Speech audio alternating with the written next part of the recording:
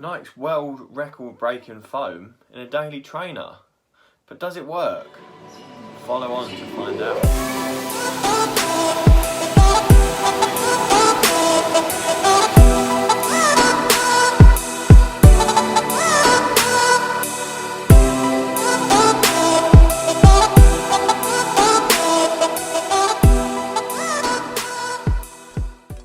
Who's still got that theme tune in their head? Hey guys, and welcome back to the channel. It's me, Runningman Sam. So cool because I run and I'm a man and my name's Sam. Imagine that. Today we are going to be doing the Nike ZoomX Invincible, a highly anticipated shoe.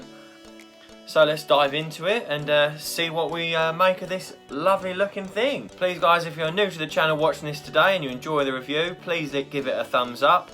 And also subscribe to the channel and turn the bell on for notifications so that when I drop new shoe reviews, you'll be the first to see it. Coming up soon will be an endorphin speed review and a comparison review between the ZoomX Invincible and the Nike Infinity Run 2. Well, you won't want to miss that, will you? Okay, so today we talk about the Nike ZoomX Invincible. I've literally just got this shoe and I have gone out and running it. I've done 6K in this today. So as usual, we're going to score this on easy run, long run and speed day. This will just help place the shoe in your rotation so you know when you buy this shoe what's it for. Also, obviously we'll be scoring this on value as well. That's what you want to know, whether this shoe is worth your hard-earned cash. We'll cover that all today. Of course, as always, we go over the stats and statistics of a shoe. You know that I love a shoe stat, so we'll be covering the weight, the heel to toe drop, the stack height, and we'll go into detail on the upper, the midsole and the outsole as we score it along the way. Okay, so this is a men's size 11. This shoe weighs 343 grams in my size, which is 314 grams on the website in a men's size 10. We have 36mm of stack height in the heel and 27.6mm of stack height in the forefoot, which gives you a 9mm drop. We have ZoomX foam in the shoe. This shoe is actually only available for members access at the moment on the Nike website. So of course, me being the shoeaholic that I am, I picked it up straight away and received them today. Now, as I said, I have done some videoing today for a comparison between the Invincible and the Infinity React 2, so I'll be putting that together soon. There are some similarities but some differences. I won't go into that too much today, but just like the Infinity 2, we have a nice wide platform here, got a nice wide heel and a nice wide forefoot, and it doesn't actually narrow in too much on the midfoot like the Infinity 2 does. And it doesn't hug your arch as much as the Infinity 2 does, although there is a little bit of support there. I do prefer that feel personally. Now, I definitely prefer the tongue in this to the Infinity 2. I'm not going to make it too much of a comparison, but the tongue is definitely a bit thicker, and I definitely think the laces give you a much better lockdown. You've got loads of lovely support in the heel here. It's a very plush heel area, which gives you nice support.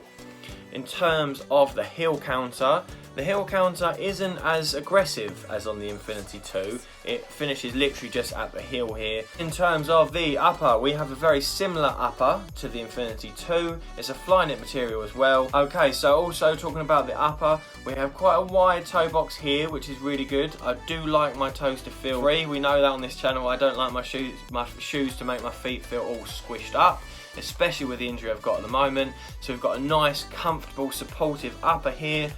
And I am going to say this is a size 11, my normal size, and I am going to say that this does fit true to size. As always, let's start off with value. So this shoe is $159.95, which I don't think is a very cheap shoe at all. Now, this shoe is a good shoe, okay? It does feel really, really comfortable. When I ran in this earlier today, it just feels so soft, but also stable. I was worried that it being ZoomX, that it would be quite unstable in the Alpha Fly or in the Vapor Fly. I sometimes find that a bit unstable, but that's quite narrow. This is wide, okay, so I didn't find that was an issue, which is brilliant. Probably the heel counter and the support around the heel helps as well, and a bit more structure on the top. So the ZoomX works really well. It feels really nice, okay? It looks pretty cool, which is something that's pretty important. But value, £160 is quite a lot. We have the Saucony Endorphin Shift, which is £140, and the Reebok Symmetros, which is retails at full price around about £100.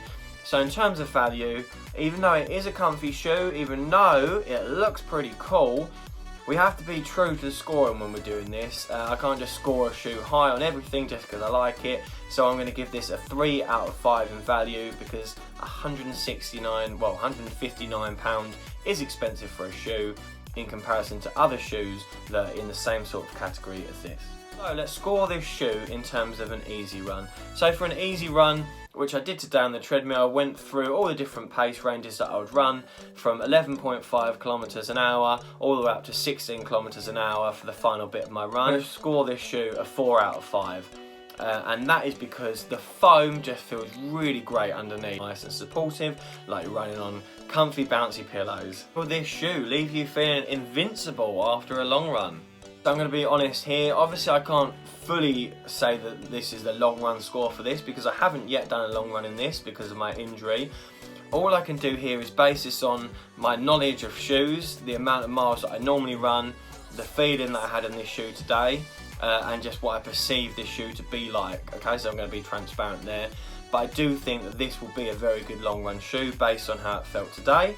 I would say probably a 4.5 out of 5. As I said, I'm not going to say that's definitely the score. We'll give this a full review when I'm back from injury and I've put some more miles in this beautiful shoe. But for the long run, with all this cushion and stability in here, when you're feeling battered and tired towards the end of your run and the wind's pouring, the wind is battering you and the rain's pouring all over you, you're going to want your feet to be comfy super pillows, and that is what this is going to be doing for you, I reckon. This is going to, like I said, with a nice wide platform. I could just feel it today. I could feel it when I was running. I knew that this would be something I really wanted to run a long run in. So towards the end of the run today, I was doing 14 to 16 kilometers